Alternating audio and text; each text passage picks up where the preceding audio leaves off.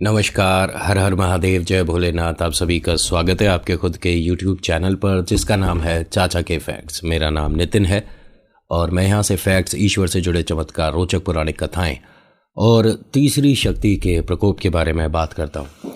कहानी के माध्यम से समझाता बताता हूँ। जो मैं आज आपके लिए कहानी लाया हूँ ये थोड़ी विचित्र भी है और इसे आज मैं सुनाऊँगा भी कुछ अलग तरीके से, और कोशिश रहेगी कि अब से हर बार मैं इसी तरह से कहानी सुनाऊं जिसकी वजह से बहुत सारे लोगों को ये भी भरोसा होगा कि जो कहानियां मैं सुनाता हूं ये आप लोग ही मुझे भेजते हैं।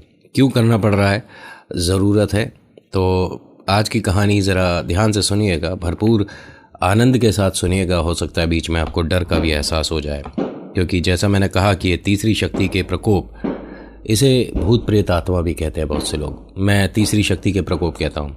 अभी फ़िलहाल चैनल का इंट्रो, फिर उसके बाद आकर कहानी शुरू करूँगा। कहीं मत जाइएगा, पूरी कहानी सुनिएगा। हर हर महादेव।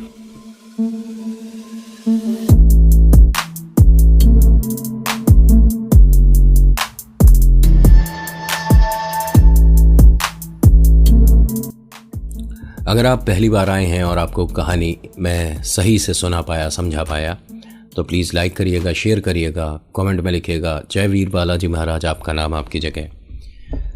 आज जो कहानी है ये कहाँ से आई है, देखिए, अगर आप भी मुझे कहानी भेज चुके हैं तो अब आने वाली जितनी भी कहानियाँ हैं उसके अंदर मैं नाम और जगह 100% बदलने वाला हूँ, क्योंकि प्राइवेसी का मैं पहले भी बोलता था कि बहुत ज़्यादा महत्वता देता हूँ, लेकिन अब ज़रूरी भी है। बहुत पीछे कारण रहे हैं, इसीलिए फ़िलहाल कहानी शुरू करूँगा। ज़रा ध्यान से सुनिएगा और किसी भी तरह की कोई एडिटिंग, मिक्सिंग वगैरह कुछ नहीं होगी। अब से रॉ फुटेज ही आपको मिलने वाली है। मैं कोशिश करूँगा कि जितना हो सके कहानी पे स्टिक रहूँ, क्योंकि मैं जब बात करता हूँ तो इधर उधर थोड़ा निकल जाता हूँ और बहुत सारे लोगों को मतलब ज्ञान पसंद नहीं, तो कहानी पर रहेंगे। नमस्ते नितिन भैया, मेरा नाम सोनम है। मैं जोधपुर ज़िले राजस्थान की रहने वाली हूँ। मेरी आयु 23 साल है। आज जो कहानी मैं आपको सुनाने जा रही हूँ वह सत्य है। ये कहानी मैं आपको इंस्टाग्राम पर भी भेज चुकी हूँ, परंतु आपने सीन नहीं किया, उसके लिए माफ़ी है। खैर, आज एक कहानी मैं आपको इस आशा से भेज रही हूँ कि आप कदाचित मेरी इस कहानी को यूट्यूब पर अपलोड करें। आपकी ही कहानी चल रही है आज। बात अब से तकरीबन 25 साल पुरानी है। तब गांव में इतने पक्के मकान नहीं हुआ करते थे।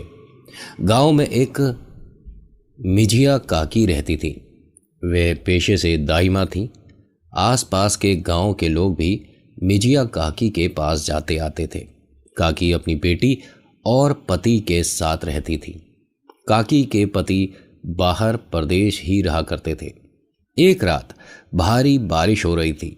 ऐसी बरसात में रात के 1:30 बजे किसी ने काकी के दरवाजे पर दस्तक दी। काकी की नींद खुली। उन्होंने सोचा, इतनी रात को कौन। काकी ने दरवाज़ा खोला। सामने एक 28-30 वर्ष का युवक खड़ा था। काकी के सामने हाथ जोड़ते हुए बोला, काकी, मेरी घरवाली को बहुत तेज़ दर्द है। ये जो आपको डिस्प्ले में भी दिख रहा है, मैं वही पढ़ रहा हूँ ना जो आया है। बताऊंगा कि मैं ऐसा क्यों कर रहा हूँ। सामने एक 28-30 साल का युवक खड़ा था। काकी के सामने हाथ जोड़ते हुए बोला, काकी, मेरी घरवाली को बहुत तेज़ दर्द है, आप कृपा करके चलिए। काकी सभी के लिए हर समय तैयार रहती थी, क्योंकि उनका काम ही ऐसा था। काकी बोली, रुको, मैं मेरी लाली यानी उनकी बेटी जो 15 वर्ष की थी को बताकर आती हूँ। रात में मुझे ना पाकर विचलित होगी। काकी लालटेन लेकर युवक के साथ चल पड़ी। युवक बहुत घबरा रहा था। बोला, काकी जल्दी चलो, कहीं मेरी पत्नी को कुछ हो ना जाए। काकी भी जल्दी जल्दी आ रही थी। रास्ते में एक जंगल पड़ता था, उसी को पार करके जाना था। युवक आगे चल रहा था, काकी पीछे पीछे लालटेन लेकर रात के अंधेरे में चल रही थी कि तभी काकी को युवक के पैर दिखाई पड़े। काकी की आंखें फटी की फटी रह गई, क्योंकि युवक के पैर उल्टे थे। काकी घबरा उठी। युवक ने पीछे मुड़कर देखा और एक कुटिल हंसी के साथ काकी और बिखेर दी। काकी पसीने से तरबतर हो गई थी। युवक बोला, काकी खबरदार, जो भागने की कोशिश की, चुपचाप चलती रहो। काकी डरती डरती चलने लगी। पांव मन मन के हो गए थे, यानी काफी भारी हो रहे थे। युवक के साथ काकी एक महलनुमा हवेली के बाहर पहुंच गईं। युवक ने उन्हें अंदर आने को कहा। काकी डरती हुई अंदर पहुंची। हवेली पूरी की पूरी दियों से जगमगा रही थी। ऐसी हवेली काकी ने पहले नहीं देखी थी। काकी अंदर आई। युवक उसे अपनी पत्नी के पास ले गया, जो कि गर्भवती थी। काकी ने उसके पेट को छुआ। उसी समय एक छोटी बच्ची वहां आई और बोली,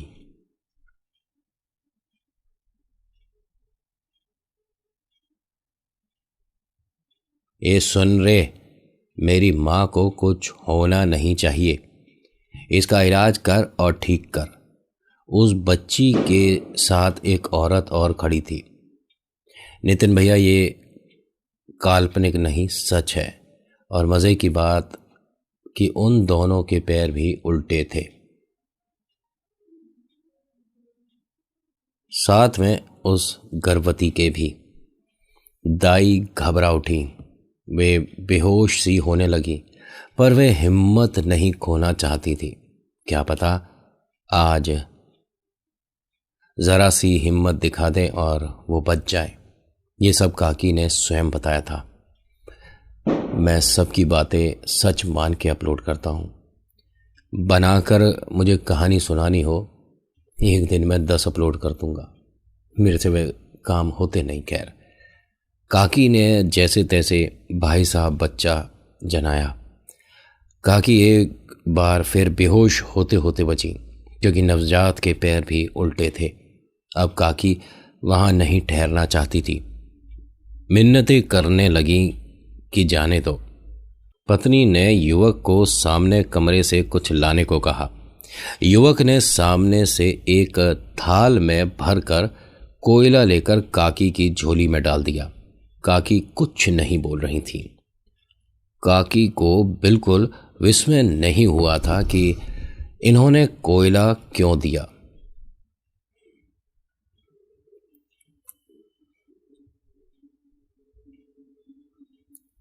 क्योंकि नितिन भैया, काकी पहले से बहुत डरी हुई थी। काकी जल्दी से बाहर भागी, लेकिन बाहर आते ही क्या देखती हैं? जो हवेली उनके प्रवेश करते समय जगमगा रही थी, वे बिल्कुल वीरान पड़ी थी और खंडर थी। काकी को एक के बाद एक झटके लग रहे थे। वे भागी और सीधा जंगल को पार करती हुई निकली। बीच में काकी की झोली से बहुत से कोयले गिर पड़े। काकी जैसे तैसे घर पहुंची और आंगन में ही बेहोश होकर गिर पड़ी। सुबह होने को ही थी। काकी की बेटी आई और मां को देखकर सबको बुलाया। आसपास के सभी लोग आ गए। उन्होंने काकी को बेहोशी से बाहर निकाला, पानी की कुछ छींटे मारी। काकी रोने लगी, सब कुछ बताया। काकी ने प्रमाण के तौर पर कोयले दिखाए, लेकिन वे कोयले सोने के सिक्के बन चुके थे, जो इक्का दुक्का ही बचे थे। बाकी तो काकी घबराहट में बीच में ही बिखेर आई थी। वहां से गांव के पंडित जी को बुलाया गया। उन्होंने काकी पर कुछ किया, मजा कलेश मंगवाया और बाकी की क्रिया संपन्न की और कहा कि वे सब भटकती हुई आत्माएं थीं, जो किसी के भी आड़े कभी भी आ सकती है। उसने तुम्हें चुना था, उस तुम्हारी जरूरत थी, लेकिन अब घबराओ मत। अब तुम्हें कुछ नहीं होगा और रोज बालाजी के मंदिर में पूजा करना प्रारंभ करो। मंदिर नहीं तो घर में ही सही, मंदिर नहीं तो घर में ही सही। काकी के कई दिनों तक ये सदमा निकला नहीं, लेकिन फिर काकी को कभी वह नज़र नहीं आए। Thank you so much. ये कहानी एकदम सत्य है नितिन भैया। आपको बहना ये चीज़ें बार बार लिखने की ज़रूरत नहीं है कि ये कहानी बिल्कुल सच है या सत्य है। तो मैं इसलिए बोलता हूँ कि मैं 100% भरोसा करके आपकी कहानी अपलोड करता हूँ, और जब भी आपको कहानी भेजनी है आप इसी तरह से कहानी भेज सकते हो।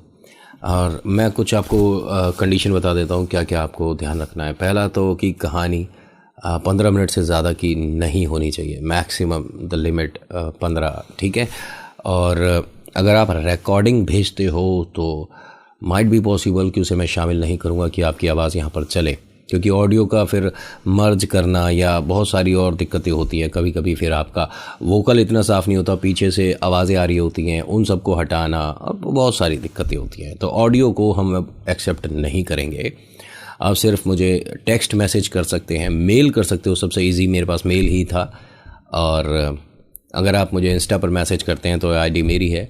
फॉलो करना नहीं करना वो आपके ऊपर है, कोई ज़रूरत नहीं कि आप मुझे फॉलो करो तभी आपकी कहानी अपलोड होगी, ऐसा नहीं है। मत करो आप फॉलो, सिर्फ आप अपनी कहानी भेज दो, अपलोड हो जाए, बात ख़त्म हो गया, ठीक है। क्योंकि बहुत से लोग बाद में अनफॉलो कर देते हैं कि हमारी कहानी तो अपलोड हो गई, अब इसे फॉलो करने की कोई ज़रूरत नहीं है। तो ये इसकी भी ज़रूरत नहीं है। आप डायरेक्ट कहानी भेजो, शामिल हो पाई तो ज़रूर करेंगे। और मेरी टीम आपको ख़ुद ही बोल देती है कि ये कहानी अपलोड हो सकती है, होएगी या ड्रॉप हो गई। तो उसके पीछे ना आपको ना थोड़ा हमारी भी भावनाओं की कदर करनी चाहिए, हमारे भी जो हम डिसीज़न ले रहे हैं उसके बारे में भी थोड़ा आपको सोचना चाहिए। मेरे पास मैसेजेस आते हैं कि देखो अब हमसे ये पूछ रहे हैं कि हमारी कहानी अपलोड क्यों नहीं होगी, तुम होते कौन हो मना करने वाले। तो ये सब नहीं होना चाहिए, ठीक है। इससे आपको भी और हम जब अपलोड करते हैं उससे पहले हम मैसेज करते हैं। इनके पास भी हमारा मेल गया है, गया ही होगा जिनकी मैंने अभी कहानी सुनाई है। तो आज की कहानी में इतना ही। आज की कहानी आपको कैसी लगी मुझे बताइएगा ज़रूर। अच्छी लगी तो प्लीज़ लाइक करिए, शेयर करिए, कमेंट में लिखिएगा जय वीर बालाजी महाराज आपका नाम आपकी जगह। So thank you so much for watching. मेरा नाम नितिन है। मुलाकात करूँगा आपसे एक अगली वीडियो में। हर हर महादेव, जय भोलेनाथ। एक सवाल, अभी मैंने धन्यवाद नहीं बोला, रुको ज़रा। मेरा एक सवाल है आपसे कि जैसे मैं कहानी सुनाता था, क्या आप वैसी सुनना पसंद करोगे या ये तरीका ठीक है? धन्यवाद।